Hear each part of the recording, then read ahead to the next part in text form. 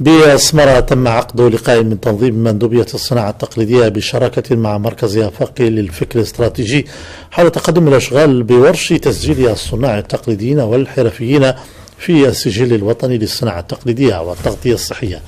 مجموعة من المحاور شملها اللقاء الذي يقربنا من تفاصيله محمد تروزي ومبارك الباس. الصناع التقليديون والحرفيون في لقاء خاص يعرض هنا تفاصيل السجل الوطني للصناعة التقليدية والتغطية الصحية.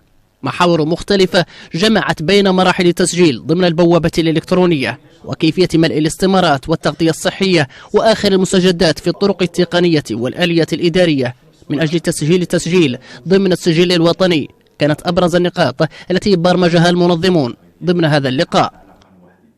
اليوم كان لقاء مع المركز آفاق لربط اتفاقية شراكة في إطار برنامج اتفاقية شراكة لرباعية الأطراف في إطار برنامج أوراش، واللي المشروع متعلق بتسجيل الحرفيين بمدينة السمارة في السجل الوطني للصناعة التقليدية، اللي تناولت من خلال مداخلتي عرض تم فيه توضيح المراحل الكبرى المتعلقة بالسجل الوطني للصناعة التقليدية والتغطية الصحية الأمو، وأيضا تم عرض شمل المراحل اللي تمر منها تسجيل الحرفيين في البوابة الإلكترونية المتعلقة بالسجل الوطني للصناعة التقليدية. قام المركز بتقديم ورقة تقديمية وتأطيرية حول تقدم أشغال عمل ورش تسجيل الصناع التقليديين والحرفيين بمدينة السمارة، حيث تم إلقاء عرض من طرف أطر